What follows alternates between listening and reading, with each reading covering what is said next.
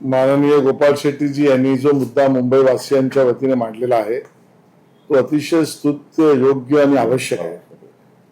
झोपडपट्टीत राहणारा आमचा मुंबईकर हा त्याच्या घराच्या सुरक्षिततेच्या विषयामध्ये अतिसंवेदनशील आहे आणि सरकार म्हणून आम्हीही या झोपडपट्टीत अधिकृत राहणाऱ्या झोपडपट्टी वासियांना 2011 पर्यंतचं संरक्षित म्हणून जो निर्णय सरकारने घेतला आहे त्याच्या कार्यवाहनासाठी, इम्प्लिमेंटेशनसाठी आग्रही आहोत.